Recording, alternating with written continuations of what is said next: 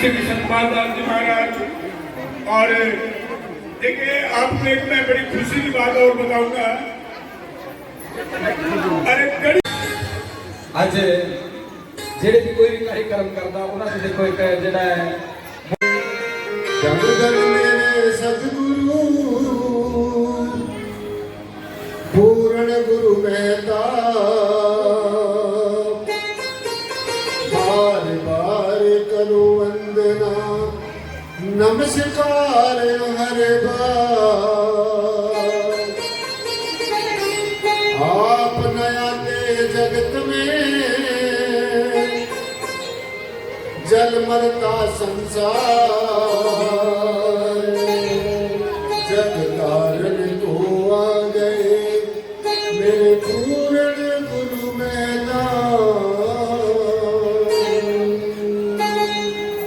पराधीनता पाप है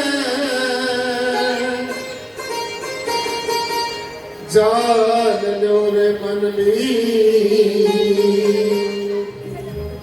रविदास दास प्राधीन को कौन करे है प्रीत। रविदास दास प्राधीन को कौन करे है प्रीत। हर साही आचरण के करे राण किया नर दो जग जाएंगे सतबा से रविदास ते नर दो जग जाएंगे सतबा से रविदास।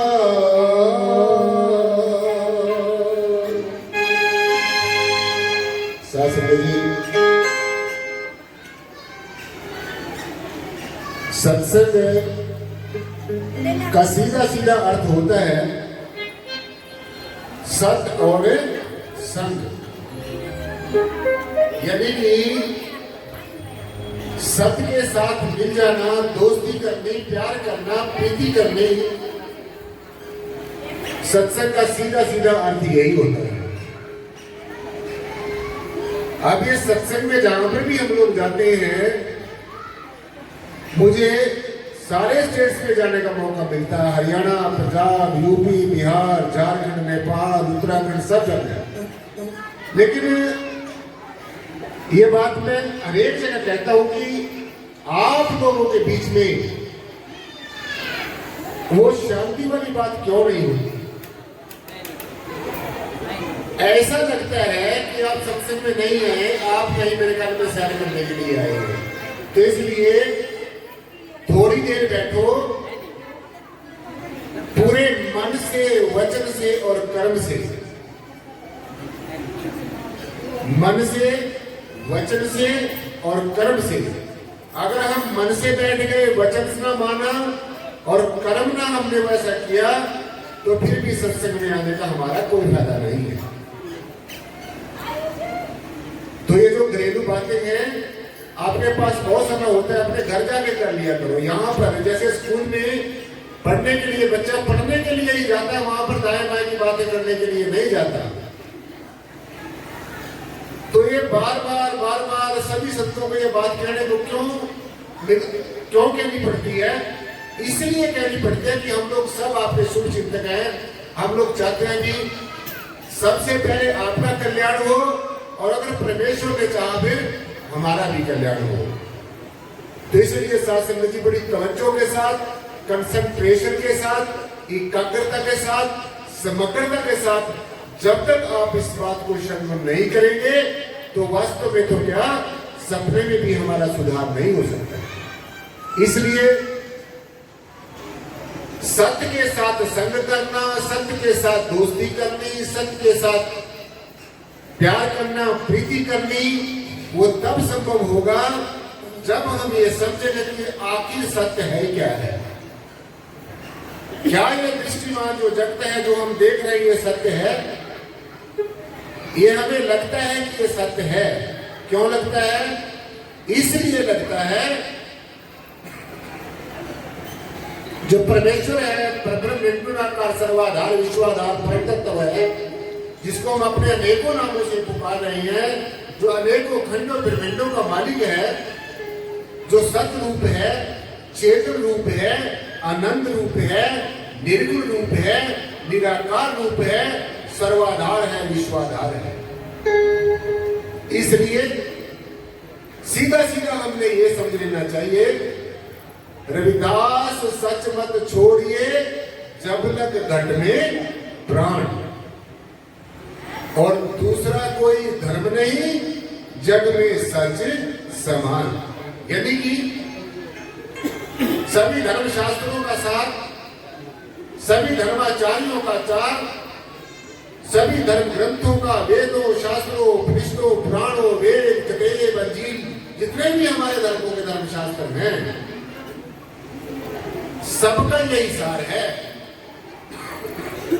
कि जो सतरूप परमेश्वर है, तभी जाकर हमारी परमात्मा के साथ प्यार हो सकता है, प्रीति हो सकती है, जब हम सत्य को जान लेंगे, जब हम सच को पहचान लेंगे, जब हम सत्य के साथ दोस्ती करेंगे। अब सत्य होता क्या है ये समझना है, ये बात समझनी बहुत ज्यादा जरूरी है। अब सत्य होता क्या है? सत्य मायने होता है कि जो अनादि काल से, आदि काल से, तीनों के तीन काल में, भूतकाल में, वर्तमान में, भविष्य में जो का त्यों रहता है, एज इट इज रहता है। सत्य मायने परमात्मा, परम तत्व, परमेश्वर, परब्रह्म निर्गुण निराकार सर्वाधार विश्वाधार परम तत्व। तो आज जरूरत है हमें कि क्या हम परमात्मा को जानते हैं? क्या हमने कभी परमात्मा देखा है? क्या हमने परमात्मा के अपने अंश में होने का अनुभव किया है? क्या परमेश्वर का अपने अंश में होने की रियलाइजेशन हमने कभी की है? क्या कभी हम जब सुमरन में बैठते हैं, आराधना और साधना करते हैं, क्या हमें परमात्मा के होने का एहसास होता है? क्या हम परमात्मा को मानते ही मानते सारी जिंदगी निकल जाएगी? मान लो परमात्मा ऐसा है, मान लो परमात्मा ऐसा है, मान लो परमात्मा ऐसा है, बस ये मानने में ये हीरा सा जन्म, ये बेशकीमती जन्म, ये ऐसे ही कौड़ियों के भाव डूब जाएगा। इसलिए साथ संगत जी, अरे भाई कैसे आइए ना, ਅੱਜ ਜਿਹੜੇ ਵੀ ਕੋਈ ਵੀ कार्यक्रम करता ਉਹਨਾਂ ਦੇ ਦੇਖੋ ਇੱਕ ਜਿਹੜਾ है शासक जी, ये चीजें परमात्मा से मिलने से पहले संसार में रहते रहते ये चीजें हमने जाननी सबसे ज्यादा जरूरी है।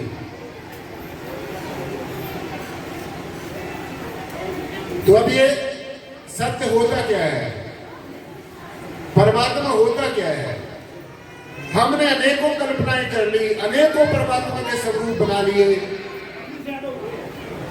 और अनेकों परमात्मा की कल्पनाएं करके, अनेकों बातें करके, अनेकों मान्यताएं में, अनेकों मूढ़ मान्यताओं में, अनेक तरह की जो बातें हैं उनमें ये जीव अज्ञानता बस घुसता जा रहा है।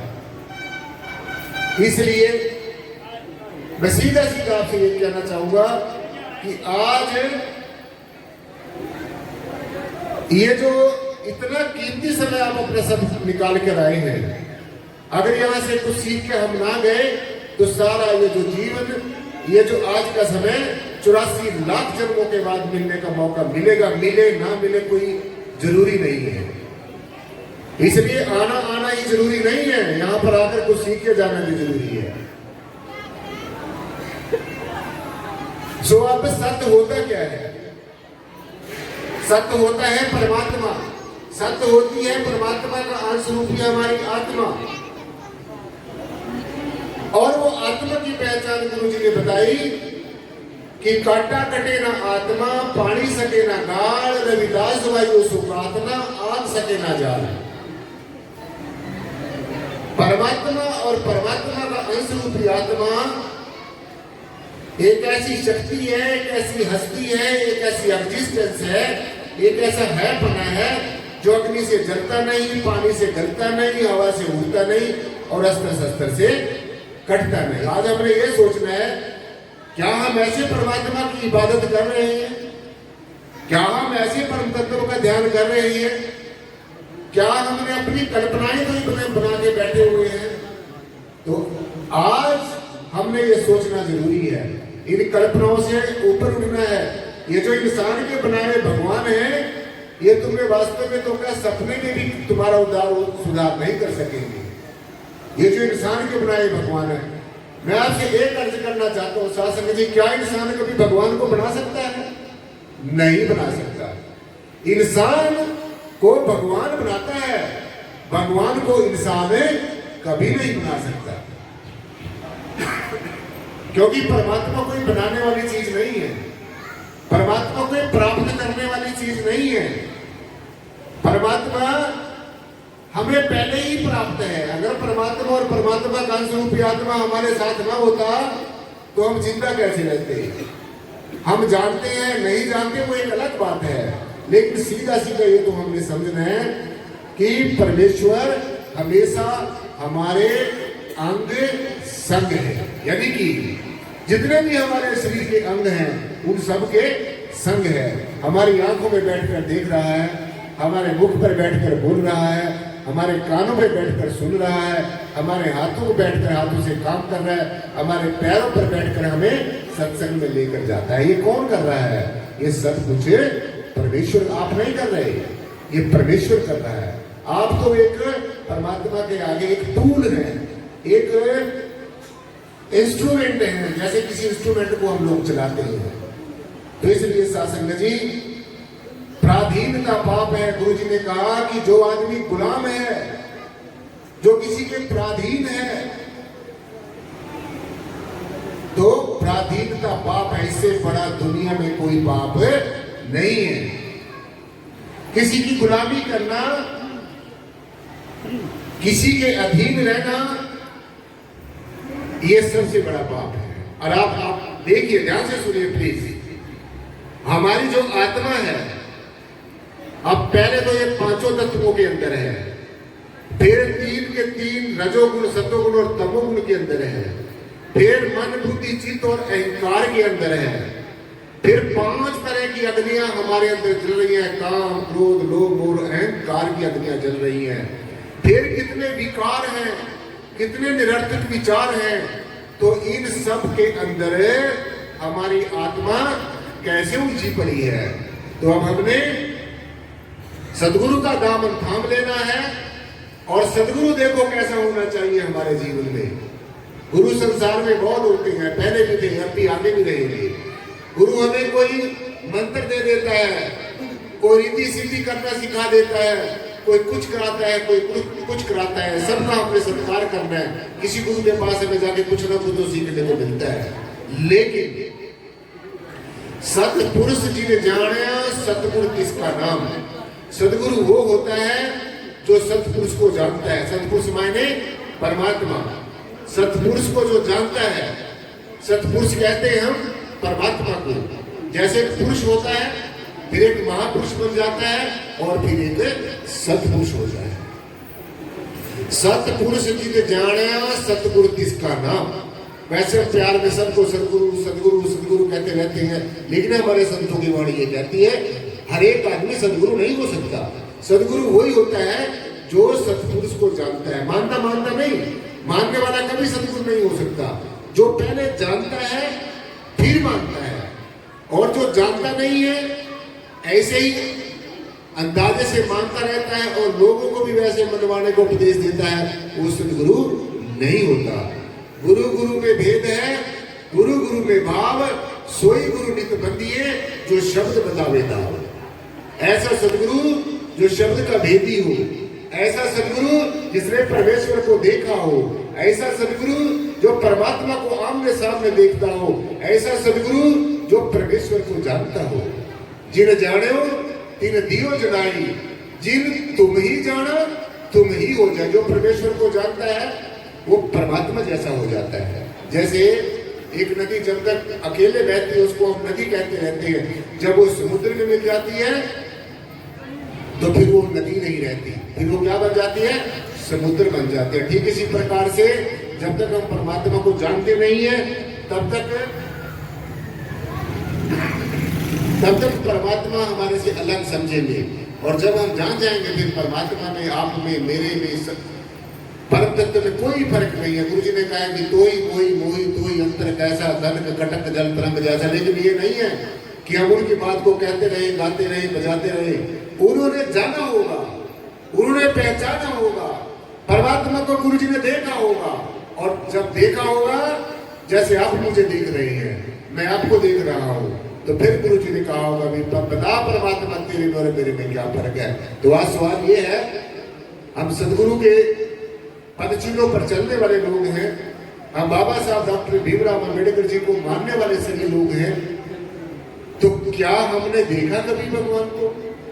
अगर हमने देखा नहीं है, अगर हमने जाना नहीं है, अगर हमें पहचान नहीं है, अगर हमने परमेश्वर का अनुभव नहीं है, तो हम ये बात चाहे 1000 बार कहते रहे तो इसका कोई ज्यादा असर होने वाला नहीं है। इसलिए पहले जानो, पहले ऐसे सदगुरु की शरण में जाओ जो हमें परमेश्वर को खुली आंखों से, ऐसी भी एक युक्ति है भाई, मैं कोई आपको नई बात नहीं बता रहा हूं। अष्टावक्र जी महाराज ने राजा जनक को इतनी देर में परमात्मा का दर्शन करा दिया जितनी देर में वो घोड़े के जो पैर रख के, जो रकाब होती है पैर रखने वाली, अष्टावक्र जी महाराज को राजा जनक ने ये कहा कि मैं तब तुझे अपना सदगुरु मानूंगा जब तू मुझे खुली आंखों से परमात्मा का दर्शन कराएगा। तो अष्टावक्र जी ने कहा बैठिए राजन, और इतनी देर में करा दिया जिसको 88 हजार वर्ष तपस्या करके लोग नहीं कर सके। ऋषि मुनि मंत्रों जंत्रों में उलझे रहे, ऐसे ही पूजा में, पाठ में, बंदगी करने में उलझे रहे, परंतु अष्टावक्र जी महाराज ने राजा जनक को इतनी देर में परमात्मा का दर्शन करा दिया जितनी देर में पैर रख के घोड़े की रकाब में, जो पैर रखने वाली होती है, रकाब ही कहते हैं मेरे ख्याल में शायद उसको, तो नीचे से पैर उठाने में कितना समय लगता है, इतनी देर में परमेश्वर का दर्शन करा दिया। ठीक इसी प्रकार से जो भगवान कृष्ण ने अर्जुन को जब परमात्मा का दर्शन दीदार कराया तो चारों तरफ से युद्ध में सेनाओं ने उसको घेरा हुआ था। और जब अपना जो अर्जुन है वो मोह के वशीभूत हो गया, भगवान जी ने कहा देखो अर्जुन, तेरा जो विस्तार भरा स्वरूप है, जो तेरा विराट स्वरूप है, ये यहीं पर देख।